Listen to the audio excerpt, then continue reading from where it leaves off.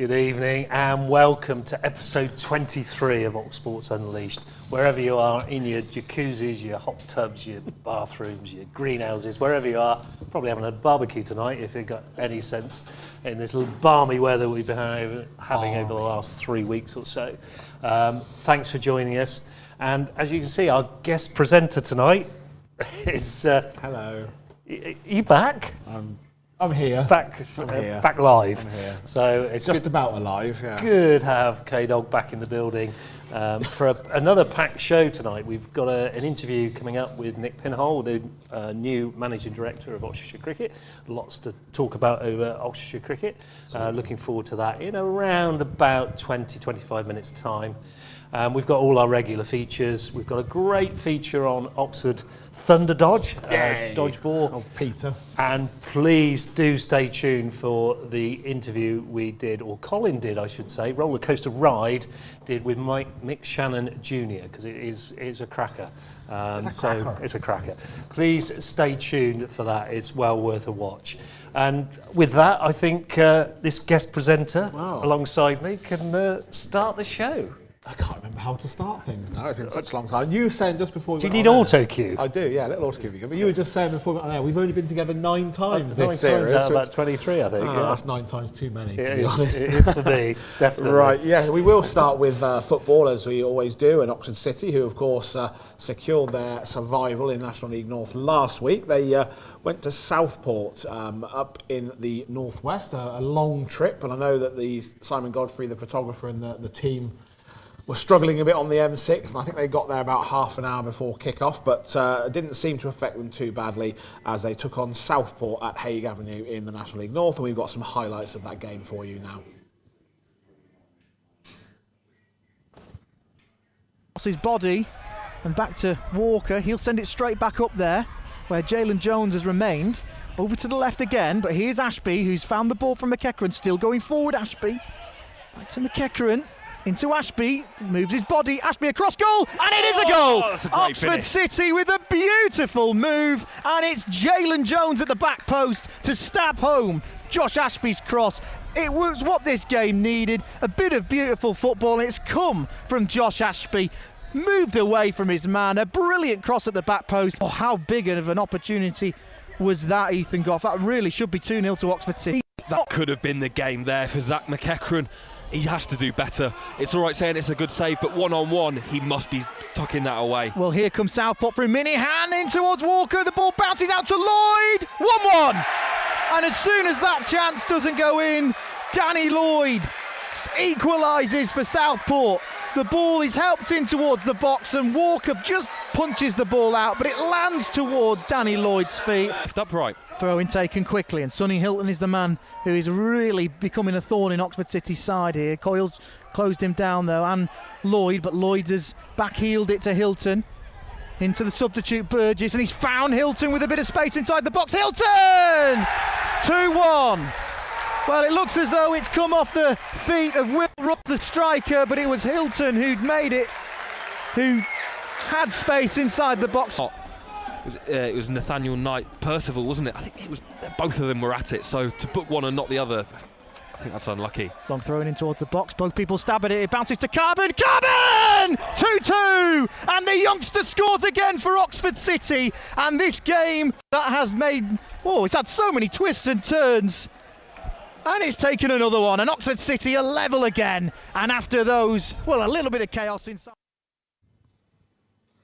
There you go, a 2-2 draw for Oxford City up at Southport. They are at home to Hereford this weekend. It is Hereford. It's not Hereford Town or Hereford United or Hereford City, but we'll bring you all the fixtures a bit later on in the show, Darryl. Well done to them for mathematically now staying up. Absolutely, and hopefully next season will be a little bit less of a roller coaster and they'll be a little bit more on the front foot, because it's not been a good season, let's be honest. It's been pretty poor. Patrick's giving me a sign there that is saying that there was at one point they needed 1 point. That was the side, wasn't it? Yes. Yeah. So, Yeah. okay, just checking. But well done to them. And it's great to have an Oxford City supporter behind there you go, 1 point. Well done, that mathematical genius behind the camera tonight.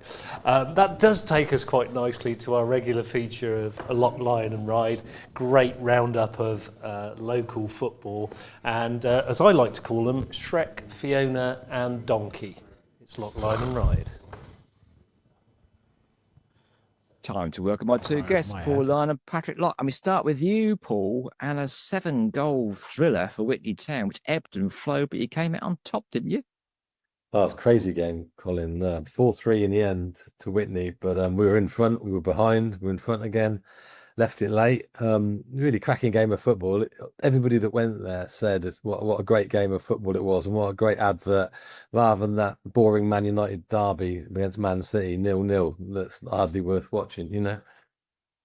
All right. Now, I don't know whether you are a betting man, okay, and put a punt on the Grand National, but if you are a betting man, Paul, would you have bet on Oxford United beating Sheffield United on Saturday?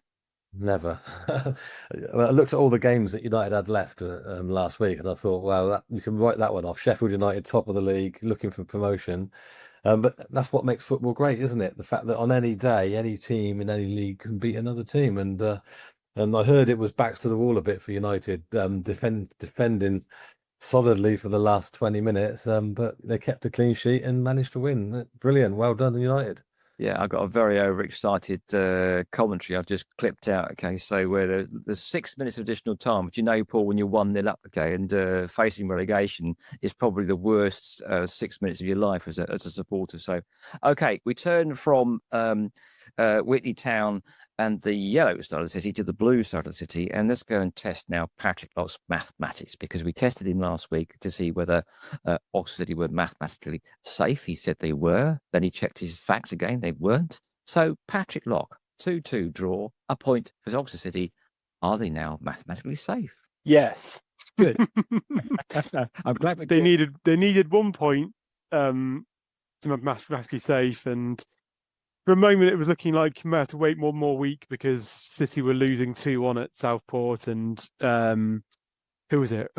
Rushall were beating Alfreton, but City got an equaliser, and then Alfreton got an equaliser, so that was more than enough to make City mathematically safe now. Yeah, so yeah, a good run of form in the last few weeks has amazingly seen City safe now.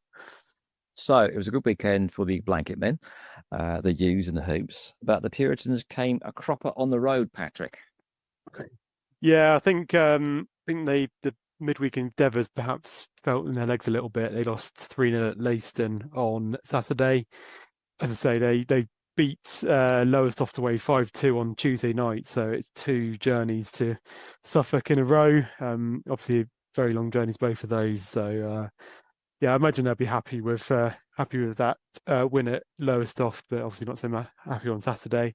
I did see, actually, before it came on air, there was a stat that they've scored the least goals in the league this season, and also conceded the least goals in the league this season. And amazingly, after this, the week they've just had, it's still the case. Even though they've had 10 goals in their games, so shows that although they've maybe not hit the net a lot, they've also had a very good defence, haven't they? So yeah. All right, so Jamie Heapy's Railway Men, they didn't do much better, did they, Patrick? No, we seem to say most weeks about how they're in a roller coaster of a season. They seem to win a few games in a row and then lose a few games in a row.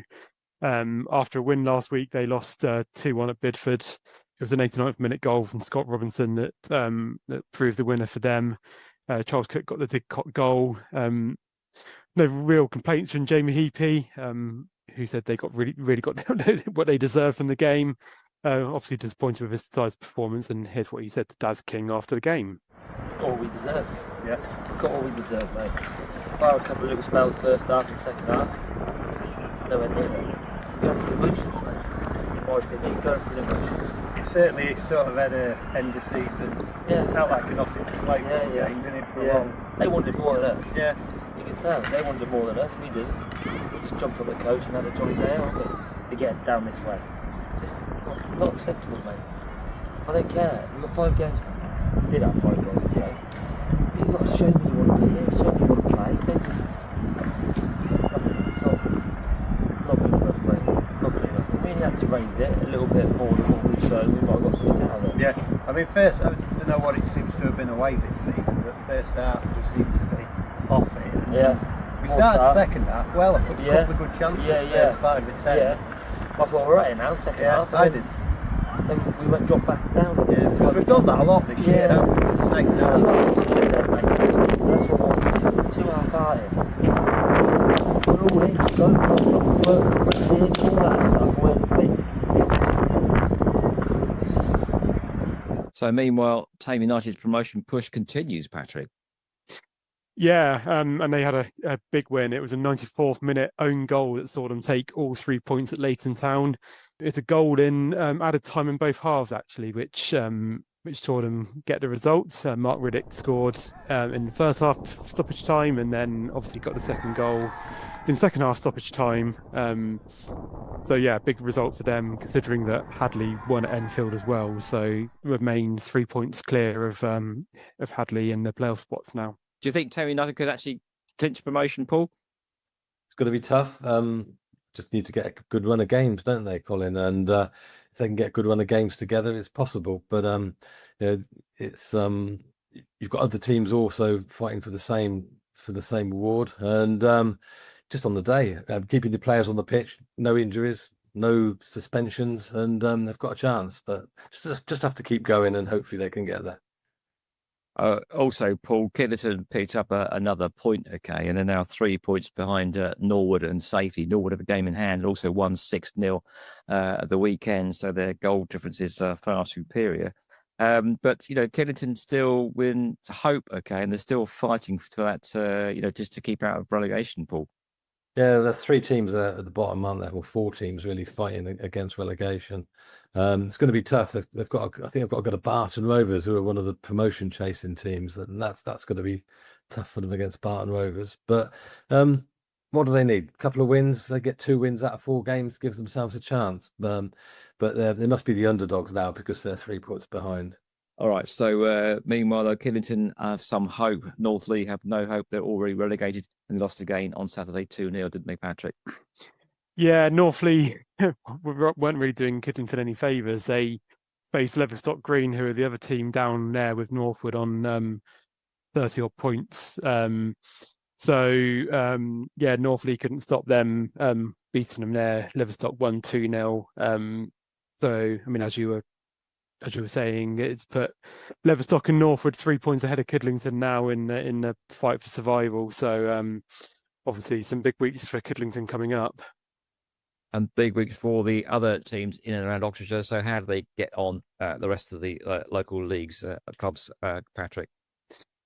Yeah, there was some great results in the lower leagues this weekend. And we start in the United Counties Premier and Easington Sports, who we've been saying haven't won in 2025 yet this year, and that's ended now.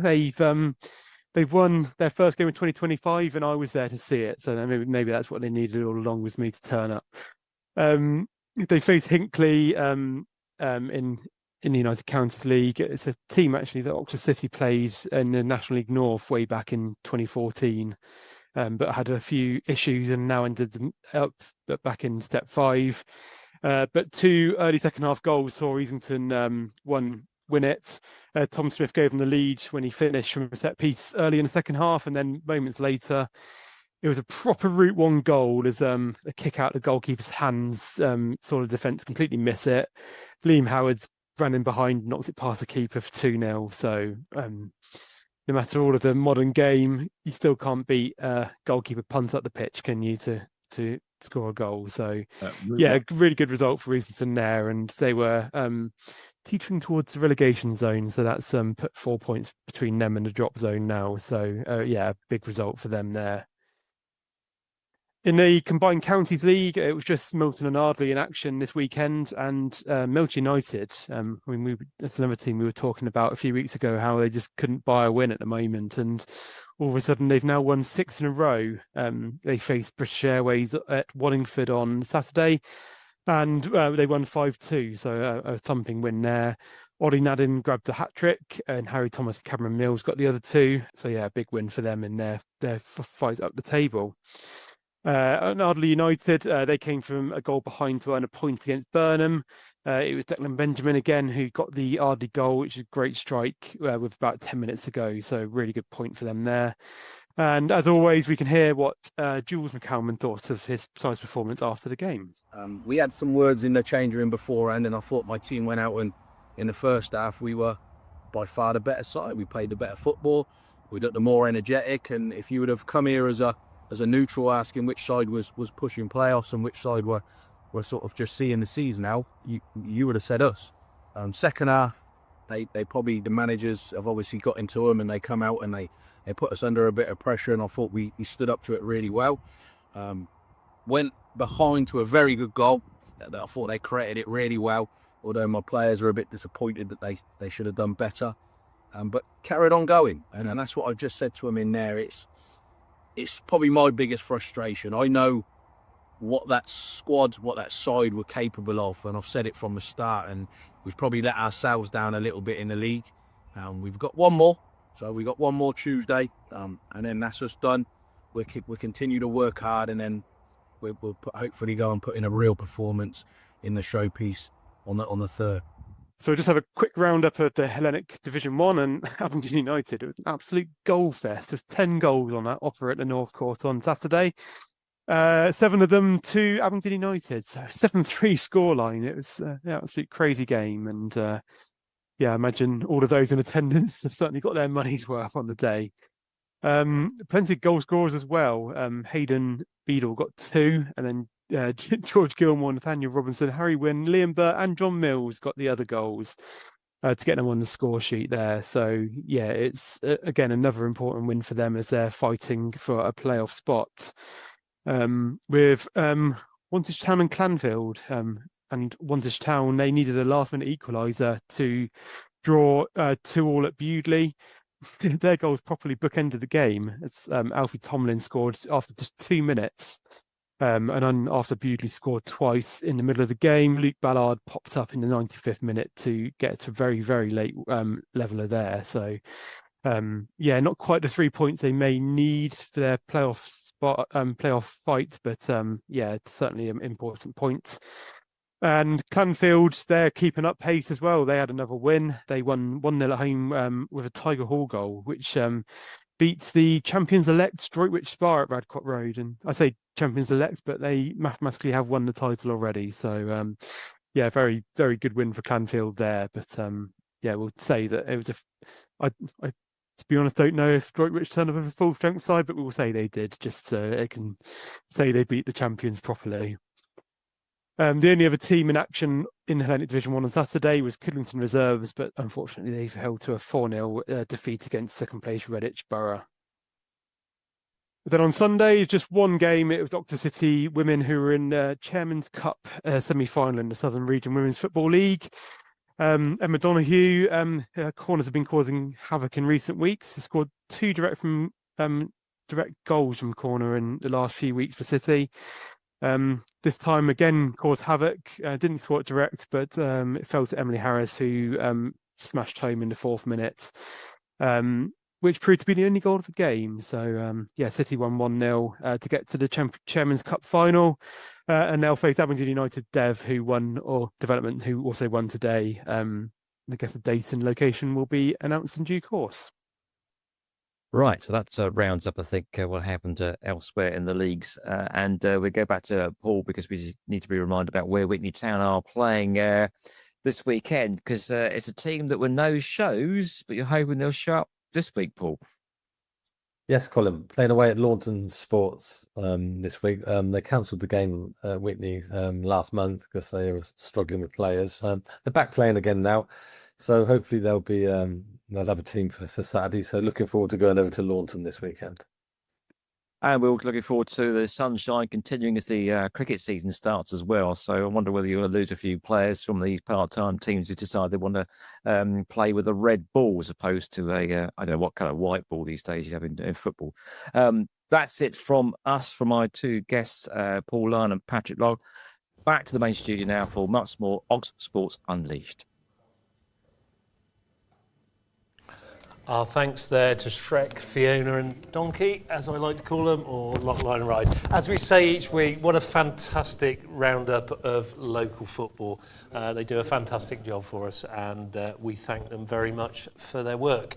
That's probably a good time to come in with, if you've got any clips. We've had a few people get in contact in the last couple of weeks asking for, to come on or to send us some clips. So please do. As you can see, our producer has put it down there on the screen already. Send any clips to oxsportsunleashed@gmail.com. That's oxsportsunleashed@gmail.com. And if you want to be a budding reporter, presenter, why wouldn't you be, a producer or a camera person, please get in contact with us, because we would love to hear from you.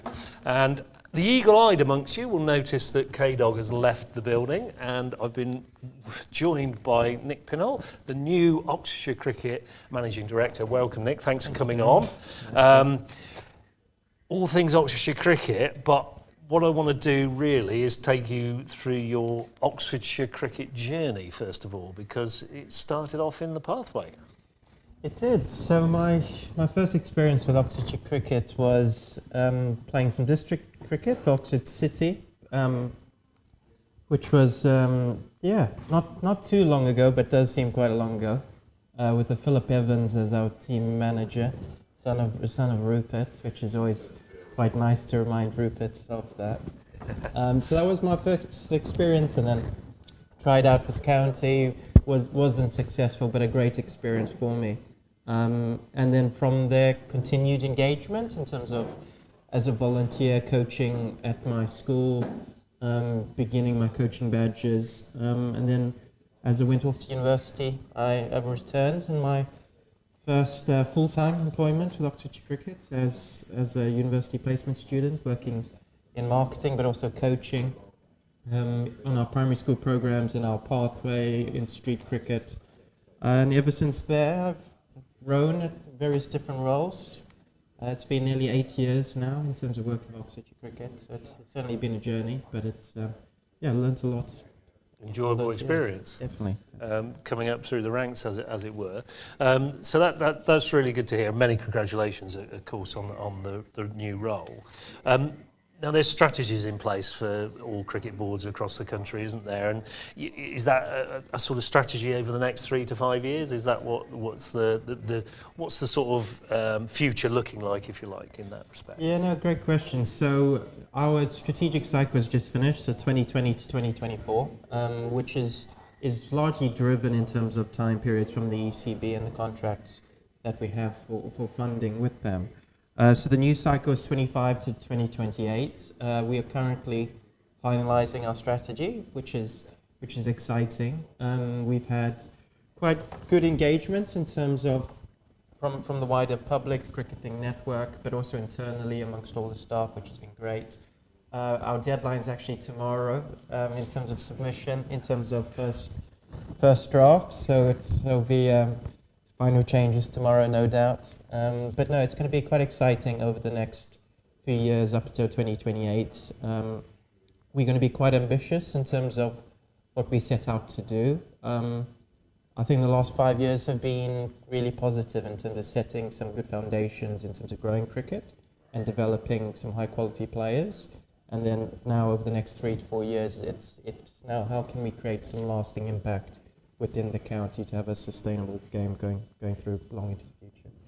Yeah, that's interesting, isn't it? Is that governed by the ECB? You've got to go through these and submit your strategy for this county? Yes, so all counties, first class and national counties, go through the same process. So ultimately our strategy has to be reviewed and approved by the ECB in order for us to be able to gain our funding, which of course, as a county cricket board, as a national county, is extremely important for us. So no, it's exciting. I'd say our strategy going forward is a great opportunity for us to drive a lot of local initiatives and programs to support the game. The last 4 or 5 years, it's been a lot of national priorities and initiatives, and rightly so, but the next 3 to 4 years is going to be quite important in terms of locally within Oxfordshire. Yeah. And also over the last few years, I mean, back in the day, Rupert was in charge of Oxfordshire cricket, and it really was him. There wasn't much else. He had a few volunteers around helping out. It's now a pretty big operation. How many staff are involved now? Yes, no, it has grown. So currently we are on 14 permanent staff, mixture of full-time and part-time. And then we've of course got the crucially important coaches who are also staff, which we have between 40 to 45, which includes Kieren and Darryl, of course, which do a fantastic job. You don't have to say that. Well, no, just say it one more time. But no, it has grown, but I think it's. I think sometimes people perhaps don't know how big our impact is in terms of as an organisation. We have over 1,000 kids entering the pathway each year. Last 5 years, we've delivered to over 35,000 primary school kids, over 240 primary schools, over 11,000 recreational cricketers playing cricket each year. So we've got a lot of work to do over the next 3-4 years. But I think we're heading into a very positive few years, which is exciting. If there was, sorry, I'm just sort of trying to narrow this down a bit. If there was one thing that you would really like to see happen that is, perhaps a difficult part of the strategy, what is that one thing you would really like to see in that 3-year strategy plan? That's a great question. It's a hard one. I'd say something's quite important to me, but I think also the cricketing community is we need to do more around secondary school provision. Yep. It is a massive area that the game needs more support and emphasis on. We, of course, as an organisation are slightly constrained in terms of funding and on what we can and can't do. However, what we are striving to do in the next 3-4 years is definitely work with the Schools Association and other bodies to create and improve the playing offer. So every state school in Oxfordshire has a format that they can play, be it cup, league, festival, softball, hardball, whatever that may be. We want to provide secondary schools with those opportunities to play and remove barriers. I myself worked in a school within Oxford prior to joining Oxfordshire Cricket, so I understand some of the constraints schools have, but what we're quite keen to at least try and put some steps in to create a better offering, because if we don't, it's going to be a big shame. The Oxfordshire Bulls and Falcons programme is a part of that, isn't it? I have had an opportunity to coach in that once or twice, and it's a really good initiative, working quite well, I believe. It is, and it's quite an important initiative for us, which we were one of the first counties in the country to create a specific program to support those that go to a state school to get extra provision both winter and summer. But in addition, we've also now got, for the first time, run by Oxfordshire Cricket in partnership with the MCC Foundation, is MCC hubs in the county.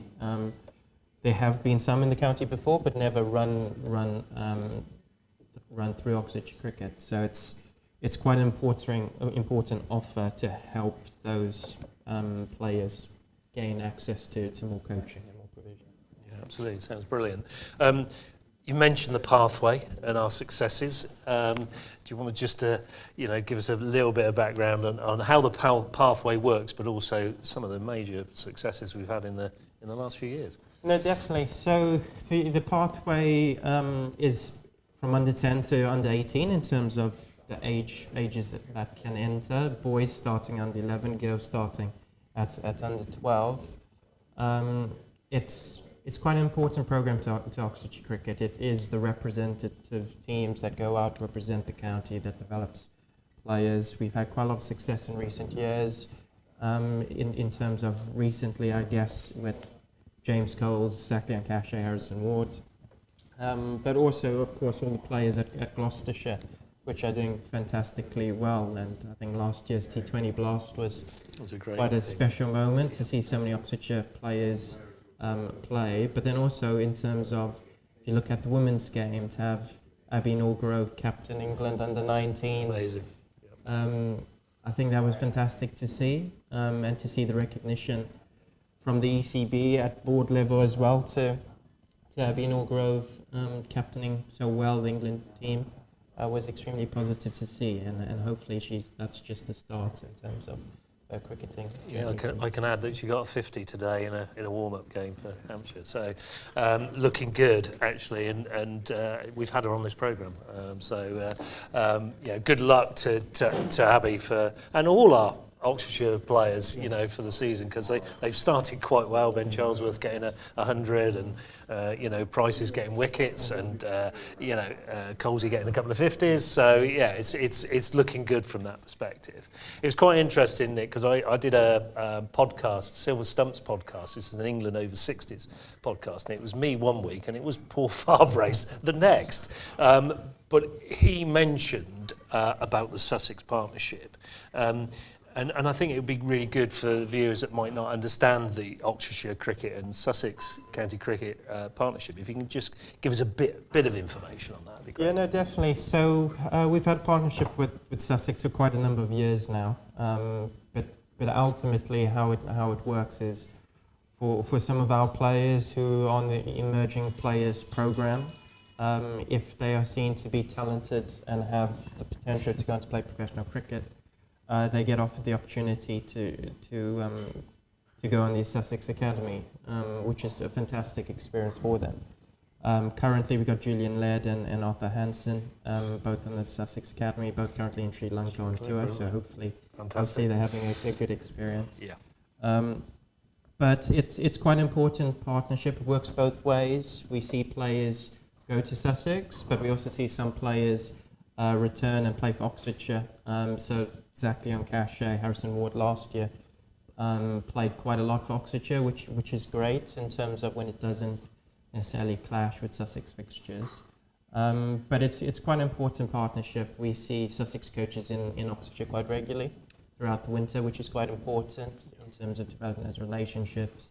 We see some of our under-15s, under-16 players as well in terms of dual registration play age group cricket with Sussex, which again just helps with that integration. And I think just lastly, in terms of the experience some of the kids have, is each year we have a partnership fixture which is played at Hove on the county grounds. That's the only time the Sussex age groups players play at Hove, so it's quite a unique experience for both Oxfordshire and Sussex. And each year the under-13s get the experience to play under the floodlights at night, which is just an incredible experience. That's a great experience, yeah. I'd love that, personally. Yes. But it goes also broader, so we work with Sussex across a lot of initiatives. We always brainstorm in terms of participation, recreational cricket, as well as marketing and other areas as well. So it's quite an important relationship, which has worked extremely well. We've got some good guys there. Farby alluded to on the podcast, Rupert being involved in the coach education for a number of years, so the partnership there working really well from that. He was very supportive of what was going on, so it was good to hear from that perspective. Now I know there's certain things coming up in the future. I'm quite interested in one or two of them. Future Leaders Academy. What does that entail, and what does that look like, really? Yeah, no. So it's a new program that we've launched. We in the first cohort. The main purpose of it is to inspire a new generation of leaders and volunteers. Where we want to get to is we understand the pressures that cricket clubs are under, especially in terms of volunteers. It's never easy, so we want to try and inspire a new generation of volunteers to come through, provide them with a more holistic experience in terms of developing them in terms of skills that can help them with further employment, further education, and not just in terms of volunteering through cricket. It's a free program which we are funding, which is important that we do that, so it's completely free of charge. There's 8 modules, 4 mandatory, 4 optional. Mandatory includes coaching, officiating, first aid, safeguarding. You've also then got marketing, nutrition, psychology, and grounds workshops. So it's quite a broad experience. We've had over 187 participants sign up in its first year, which is amazing. We're currently working on the Year 2 program already. which is going to be very, very interesting to see how that goes. We've got quite a few good partners that are going to come on board to help enhance it even further. And I think quite importantly, those young volunteers are already out and about volunteering. So it's important when it comes to September we reward and recognise them. We've seen at least 2 participants already do over 30 hours of volunteering, and the season, in terms of league season, hasn't officially started Really yet. great effort, that. So yeah, it's been positive in terms of the start, but it's just the start, and it needs to keep growing and evolving. Brilliant, 187. That's a really good starting point. And the youth board. I'm really interested in this. This is something I want to do at the club here. Getting youngsters involved, administratively, running things, or certainly giving advice from their perspective. Quite a powerful tool, that. Yeah, definitely. I think it's quite important. We, of course, listen to all feedback that we get as a county board. But I think, to give you a statistic, for example, we've got over 11,000 recreational cricketers. 58% of those are under the age of 19. So it's quite important that we find ways to take their views into account, and I think having a youth board will be quite a powerful tool to get them engaged, but also challenge our views and perspectives to ensure that we are adapting, we are looking to the future in terms of programs, because everything always evolves, and it's important we take their views into account.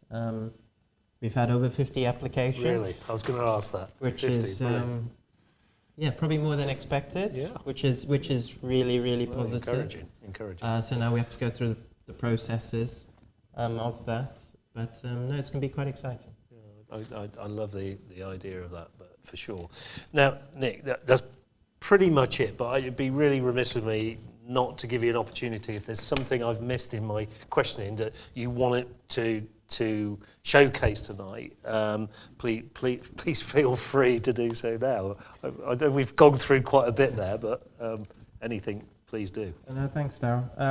No, I'd say please just keep an eye out for back end of the season when the new strategy launches. I think it's a fantastic opportunity for the whole game to come together, to try and develop the game even further, especially like I mentioned earlier, in terms of state school provision and improving the playing offer. I think that's just one initiative where if the whole game can come together, we can have a significant and long-lasting impact in terms of cricket within Oxfordshire. But no, please do keep an eye out for that. Brilliant. Best of luck for the role. I know you've been in it just over the month, so it's been a busy month for you, I'm sure. So to come out to us on a nice Thursday evening, thanks for joining us tonight. Please stay with us for a moment. Our thanks to Nick Pinhole there. Exciting times for Oxfordshire cricket going forward. You've heard it here first on Ox Sports Unleashed. We do have exclusives. We have quite a lot of exclusives, and class that as an exclusive as well. So thanks to Nick. And that probably takes us quite nicely into cricket. Blake Bint has done some really good things over the last couple of weeks, going down to Gloucestershire and interviewing the likes of Miles Hammond and Ollie Price, and giving us some film of some of the performances of our young players that have come out of the pathway. And we've got a nice little compilation here from Blake, who's put something together of what's happened in the county championship this week with our players.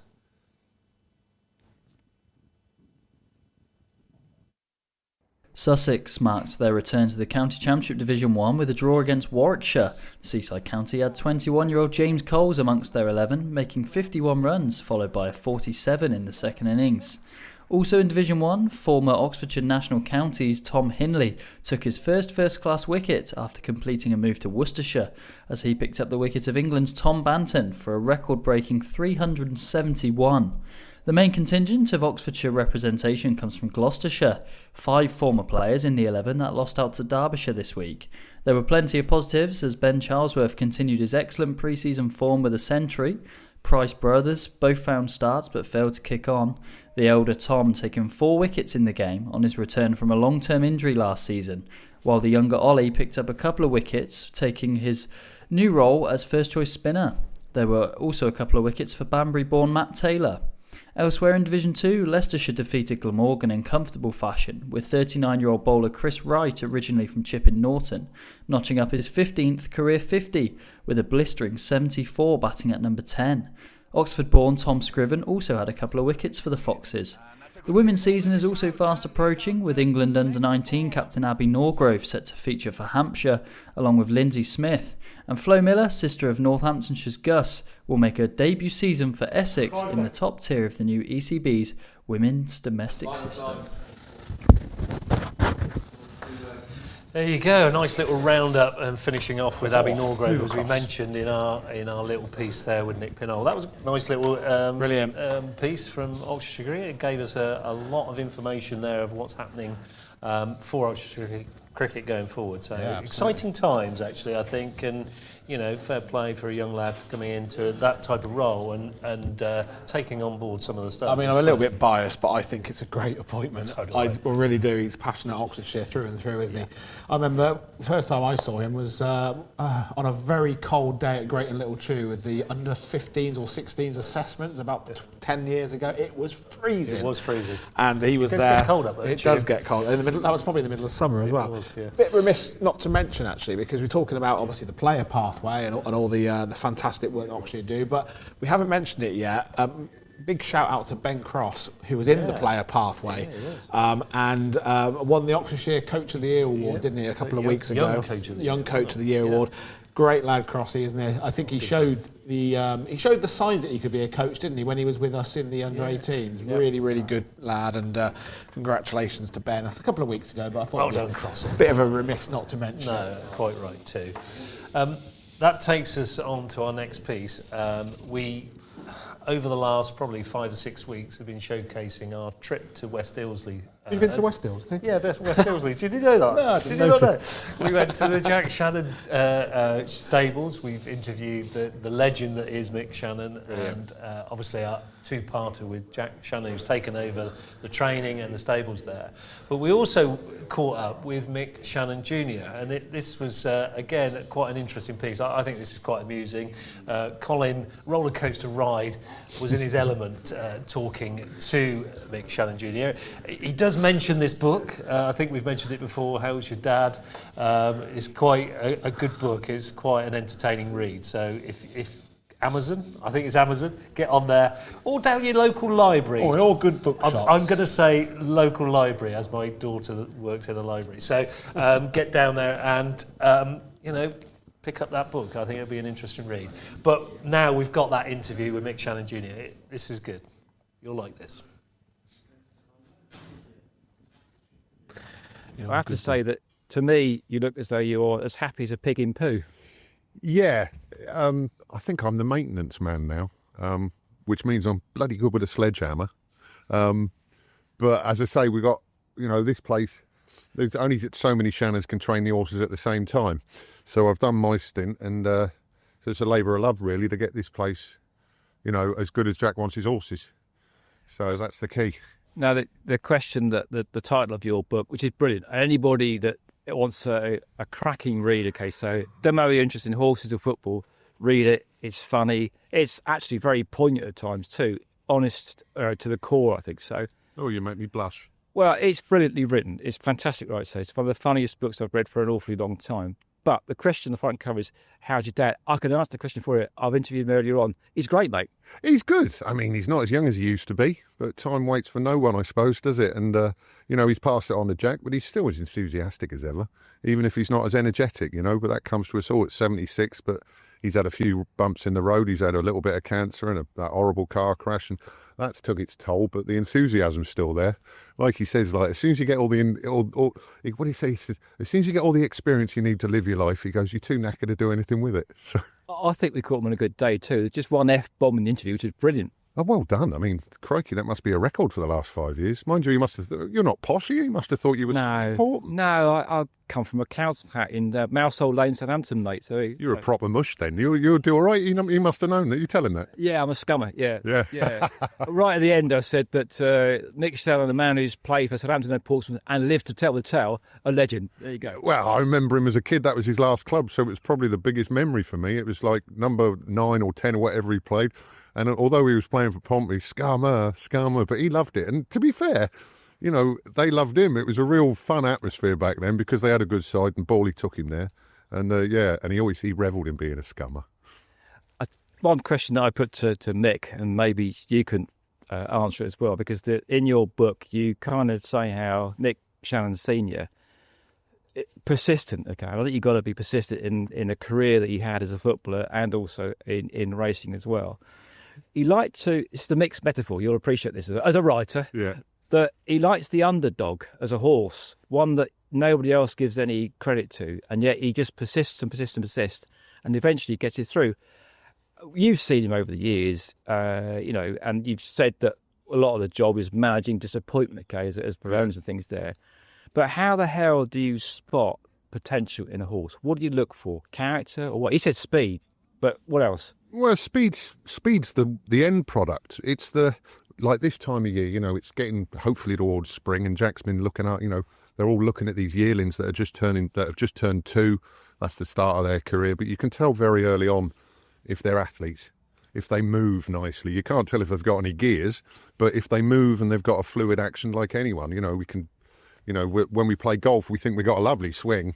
And then if anyone ever videos it, it's awful. But you're looking for them horses, especially what Mick's done over the years, is horses that don't cost the earth, but have got a natural. Wayne Rooney came from a council house. You know, he wasn't regally bred or anything like that. But, you know, he was a superstar. You know, Alan Ball come from Farmworth. Mick Shannon come from a cow.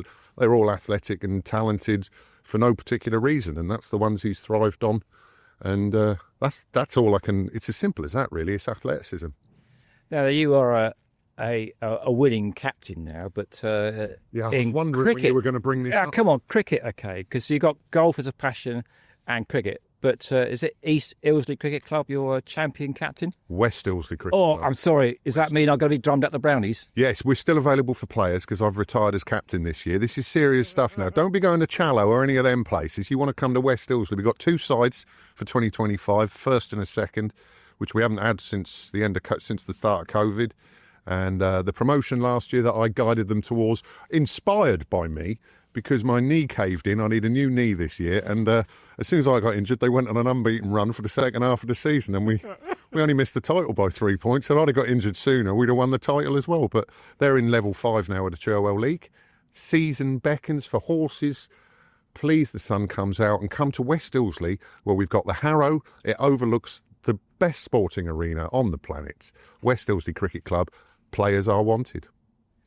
You heard it here first. Mick Shannon Jr., a pleasure, mate. Top man, I've got my gloves on, you don't mind that? I don't mind it. No. Better do it than anybody did it. Oh, well, I better get the sledgehammer out now and go and do something. Our thanks there to Mick Shannon Jr. and Roller Coaster Ride for that wonderful interview. And thanks to all the Shannons over that period of time. That morning we had there was absolutely brilliant. I thoroughly enjoyed it. I was buzzing for about 3 weeks, actually. It was so good.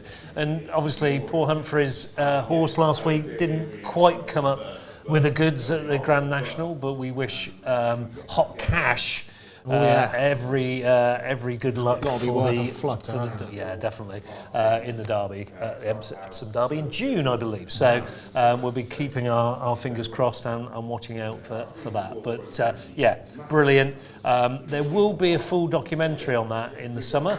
We will put all our bits together, and that will come out again normally on a Thursday night at 8 o'clock. So watch out for that in the summer, because it's well worth a full watch, I would say.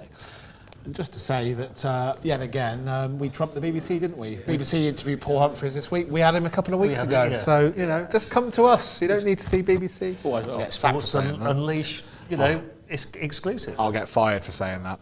Right, on to some midweek football then. Before we do that, though, we're going to talk about Whitney Town again, because it was mentioned during Lyon Ryde, Mary Mungo and Midge, or whatever it was we called them earlier on, went straight over my head. Whitney Town were in action in the Senior League Division 2 on Saturday, and it was a cracking game of football, a 7-goal thriller, and we've got all the goals here, and after the goals, a little catch-up with the assistant manager, Steve Potts. So we will see this footage as it comes when Patrick puts 10p in the meter. Yeah, there we go. On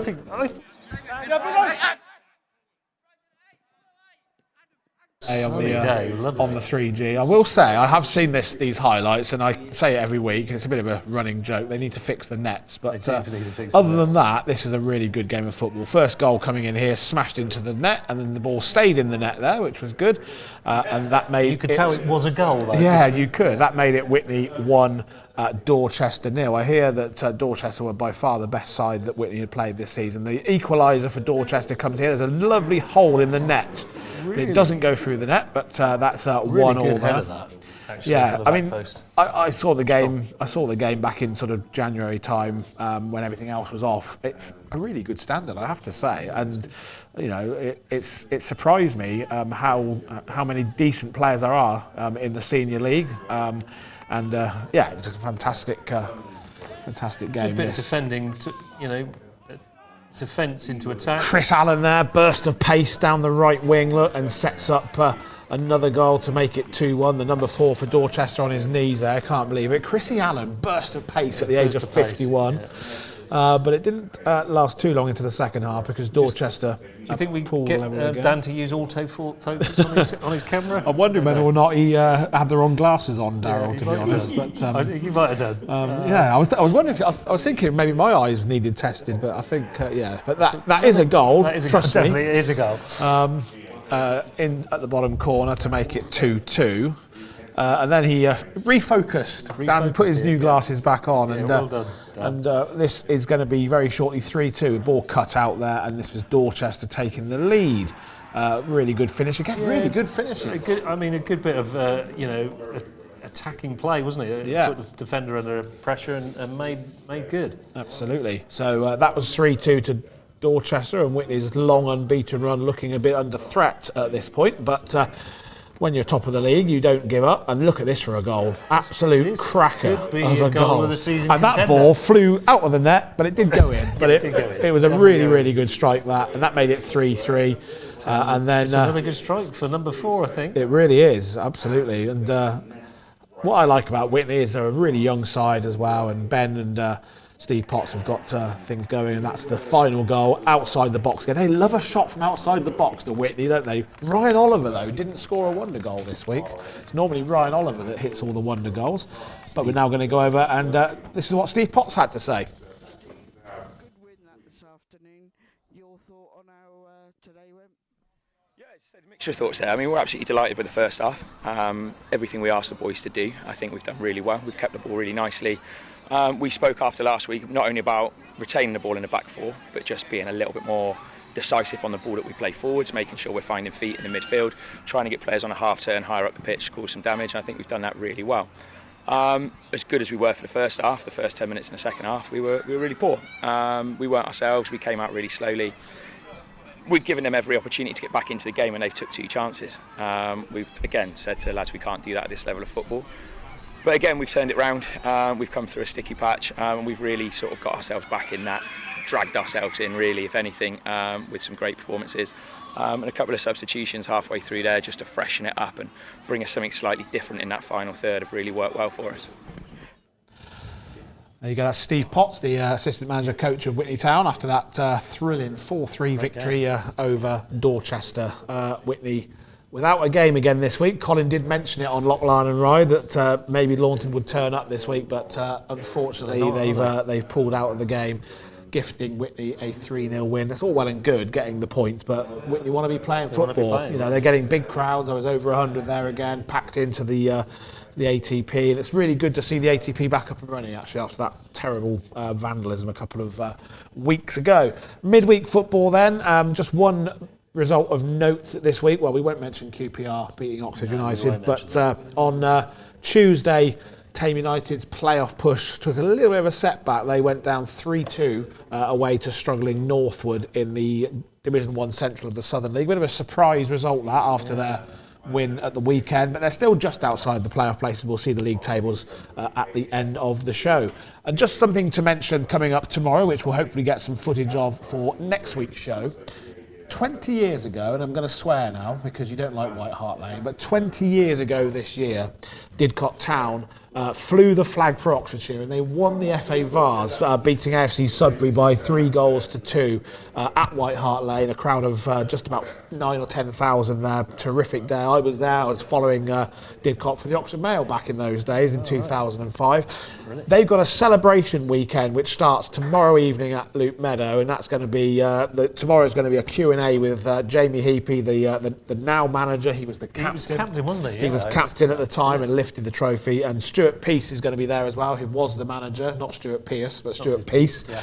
And that's going to be a Q&A. Myself and Colin will go down tomorrow and we'll get some stuff from that because it's going to be a really, really good weekend. Saturday, Melksham Town visit Loop Meadow in the Southern League, and after the game, this is a great initiative, they're going to be showing full uninterrupted coverage of the FA Vars final back in full, all 90 minutes. It's a terrific game. Jerome Sale on the commentary, and that's in the clubhouse starting at about 5:30, and that's going to be I think a lot of people, of course, that support Didcot now wouldn't have even been around in 2005. It's quite a long time ago, so it's a real opportunity to have a look. We'll try and get you the footage of the winning goal from for next week's show, which is somewhere on YouTube. I'm sure we'll be able to find it. And Stuart Bevan scoring the winning goal. So that's going to be a cracking weekend. So if you're at a loose end this weekend, either tomorrow or on Saturday, get yourself down to Loop Meadow and celebrate with the Railwaymen. And big thank you again. All those years ago, I know it's a long time, John Bailey, still the chairman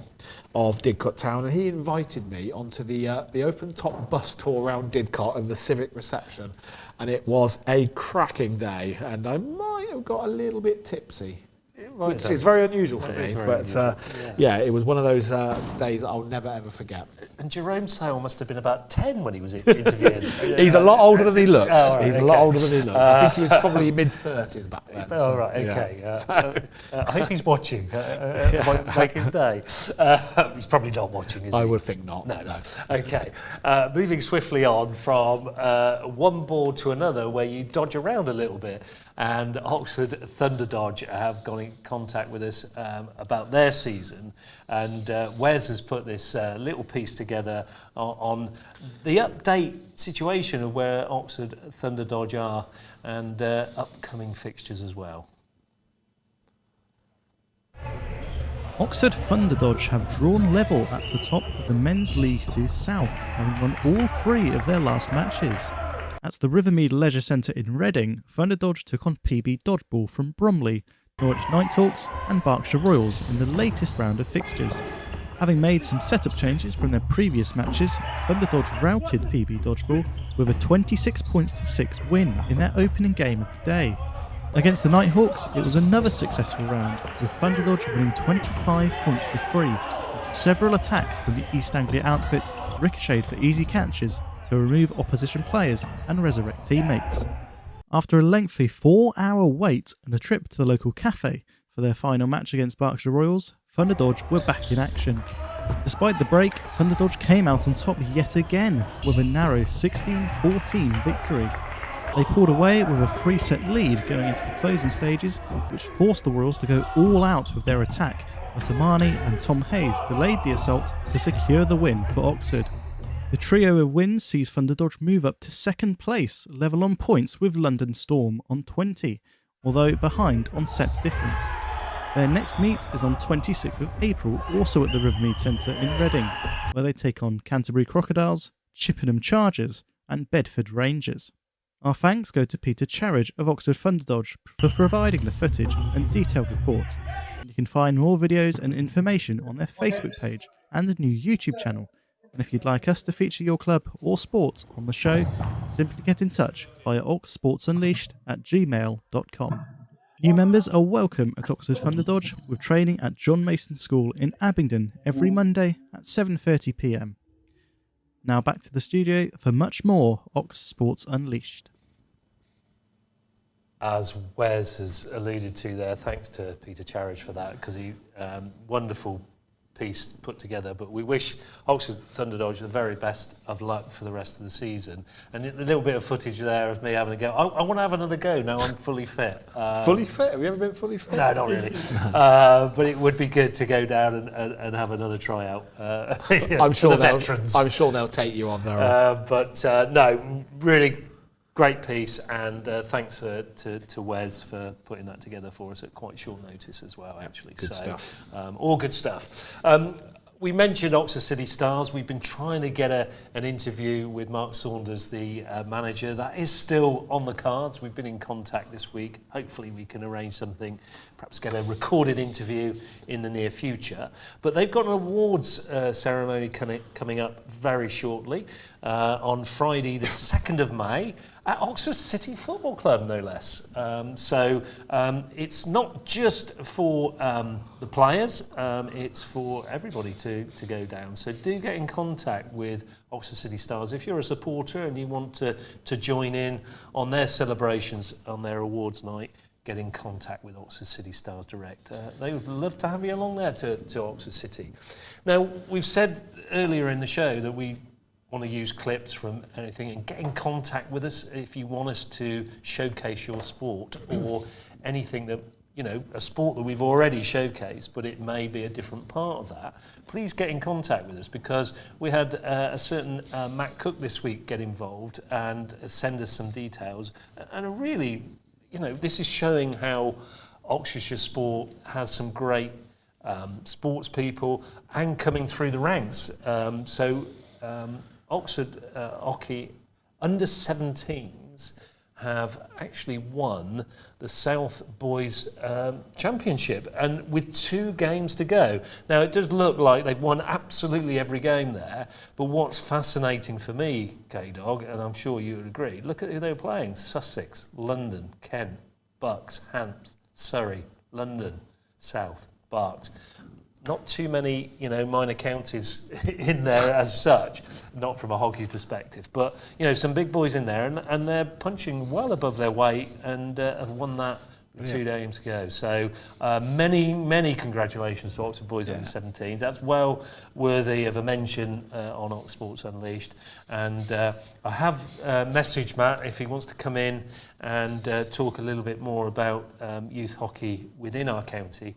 Then we'll be pleased to have him on board. Absolutely. And 4 weeks left, haven't we? Yeah, absolutely. So, again, you know, we haven't had anybody in actually talking about hockey for some time, if at all, actually. well, apart from when we went to open we didn't open it. We didn't open it, no. We went to the opening of the new hockey pitch at Whitney at the start of the season. That was a nice day, wasn't it? That was lovely and warm. We still wish them well for their last 2 games. Let's hopefully they can get 8 out of 8. That'd be amazing. Absolutely.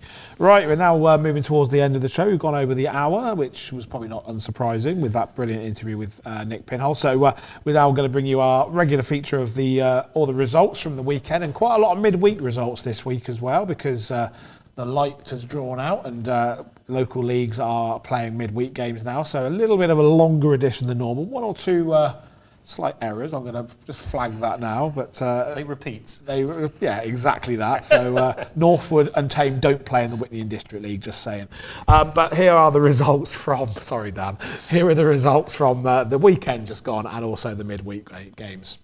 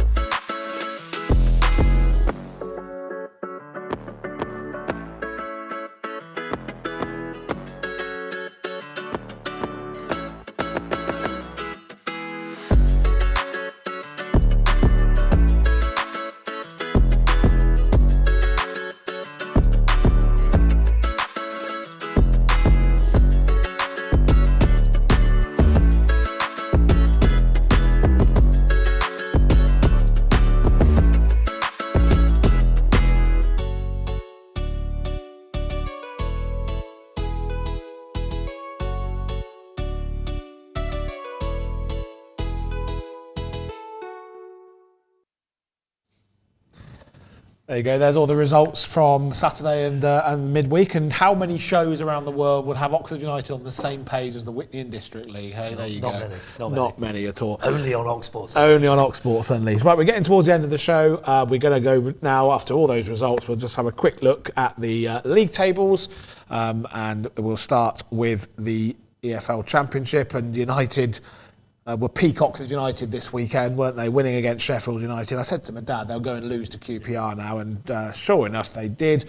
So they're still only 3 points above the relegation zone. So I think it's going to go to the last game of the season by the looks of things. Really they need really a couple more wins. Sheffield Wednesday next up for them this weekend. Looks like Plymouth Argyle are pretty much cast adrift now at the bottom. Into the Vanarama National League, and we'll say that City have reached the half century with that 2-2 draw at the weekend again against Southport. 50 points from 42 games. As we said, not the greatest of seasons, probably one to forget, but they will be fighting another day, and it will be in the National League North. I've looked at the National League Premier tables, and there's no way that City are going to be moved back across to the south, unfortunately. So it'll be another season in Vanarama National League North for City next season, and all those lovely trips to Newcastle and Spennymoor and such like, and Patrick moaning about the traffic. Well, I'm being moans about the traffic as well. But into the Southern League, and in the Premier Division Central, bit of a bad one for Banbury at the weekend. 3-0 defeat to Leiston, and they are mid-table, 52 points from 38 games, 13 wins, 13 draws and 12 defeats. So they are comfortably mid-table. And I guess that it's been a season of consolidation after their relegation last year. Quite right. Into Division 1 Central, and Tame United are in 5th place, so still in the playoffs despite that defeat to Northwood this week in midweek. 21 wins for Ben Williams' side, 69 points, and it's really, really tight, but hopefully they can just cling on to that playoff spot, and if the table stay as they are, they'll be away to Berkhamsted in the playoff semi-final, and that's a tough one, but in the playoffs it's a one-off game, isn't it? Absolutely. At the bottom, North League cast adrift, as we know. Kidlington had a decent result there at the weekend, a 0-0 draw away to Biggleswade, and they are still fighting to get out of that bottom three. 27 points from 36 games. They've got time running out, but they are still in with a shout of staying up. And in Division 1 South, Didcot's final trip down to Devon and Cornwall at the weekend ended in a 2-1 defeat to Bideford AFC. They're in mid-table, 11th place, and comfortable in the mid-table for Jamie Heap's side. Oh, I've got to come in on this one. Brooks St Michael's, we mentioned them last week, so we thought we'd give them a real big shout out this week in the United Counties Football League Premier South. We didn't highlight Easington Sports, but we thought we'd highlight Brooks St Michael's even more. If you're watching Brooks St Michael's, anybody from there in Northampton, get in contact. We'd love to get you on. Have a little chat. There's a little bit of fun there, guys. And there's the proper tables, Easington Sports. They're above Brooks St Michael's. Who play Brooks St Michael's this weekend, I believe. So 34 points from 33 games, 2 wins in a row. They wait for London buses and then 2 come along at once. So they're playing Brooks St Michael's this week, you say. So that'll be good. Yeah. And so they are probably, potentially, but looking at the table there, they're probably looking pretty safe now, aren't they? Might be all right. 7 points above the drop zone. So good luck to Easington at the weekend. Stealing your thunder by telling all the fictions as well, aren't I? So perfectly fine. Into the Combined Counties Premier, North Greenford bizarrely has been highlighted this week. I have no idea why. Perhaps they're playing Brooks St Michael's. Maybe they are. Milton United in 7th anyway, and North Greenford United from North London. There you go. They're in 8th place. Oh dear me. We like highlighting new sides on Oxford. That's thrown me. That has Ardley United in 10th place. That's thrown me again. So, well done, North Greenford United. You're above a couple of our sides. Wallingford and Crowmarsh there in the bottom half of the table, but in 12th place. And we haven't highlighted Wokingham Town, but they're just below Wallingford in 13th place. Risborough Rangers. They're fairly close. I wanted to say British Airways are flying high, but they're not. Oh, well, really. there you go. Wantage Town, well, they're in a good position now, aren't they, in the playoff places in third, 32 games, 63 points. Clanfield are in the playoffs as well. They've got a big game this weekend coming up, which we'll talk to you about in a moment. Aberdeen United just outside the playoffs, so 3 sides fighting for the playoff spots in Division 1 of the Hellenic League, which is fantastic. Absolutely brilliant. And at the other end of the table, Kidlington Reserves are 13th and Carterton are still in the bottom 3 and possibly running out of time to get themselves out of that relegation zone. But we'll keep fighting. Come on, Carterton. Come on. Women's National League, Southern, Oxford United in 5th, 20 games played, 36 points. Looks as though Ipswich Town are going to probably win that league, but # United are pretty close as well in 2nd. And into the Division 1 southwest of the Women's National League. And Aberdeen United just outside the bottom 2, 20 games, 5 wins, 18 points. Oxford City in the Women's Regional League Premier in 4th, 10 wins from their 16 games, 32 points. They could probably still maybe look to push up one more place, but Portchester have got a game in hand over them. But then City, of course, as you can see, have got a game in hand themselves over Wickham. So, yeah, they possibly could still finish 2nd or 3rd. And that does take us on to the upcoming football fixtures for Saturday the 12th of April. As Kieran's alluded to, Hillsborough trip for Oxford United in the EFL Championship for Sheffield Wednesday. Let's hope we can get 3 points and bring that back to good old Oxfordshire. In the National League North, Oxford City have a home tie at the M Group Stadium against Hereford. Hereford. FC. In the Southern League Premier Central, both in the Central and Division 1 South, our sides are at home. Banbury United host AFC Telford United and Didcot have a game against Melksham Town. Southern League still in Division 1 Central, also Kidlington at home against Barton Rovers, that'll be at Yarnton Road, and North Lear on their travels to Broadwater to play Berkhamsted, and Tane United also going to the Lords Builders Merchant Stadium to play Leverstock Green, all 3 p.m. kickoffs on Saturday the 12th of April. The United Counties Premier South, there we go, Bugbrook, St Michael's at Gayton Road take on Easington Sports in that close encounter. Hopefully Easington Sports can come back with a fixture. And Ardley United, as we mentioned, no fixture this weekend. It's a tough game against no fixture. Never easy. And Milton United will be playing Virginia Water at the Arbour Park Community Sports Stadium. And Wolof and Cromarsh in the combined counties Premier North will be having a tie in Wembley. Again, Saturday the 12th of April. In the Hellenic League Division 1, Aberdeen United will take on Bloodley Town. Carterton have no fixture, and Clanfield 85, they can keep their good, it is a massive game actually, in Redditch Borough at the Cherry Tree Stadium, something out of Famous Five, I love it. And then that takes us to the Hellenic League Division 1, Kidlington Reserves away at the Wildsmith Meadow against Newent Town. And there is no game for Wantage Town this weekend. It's getting to that sort of stage of the year where there's no fixtures.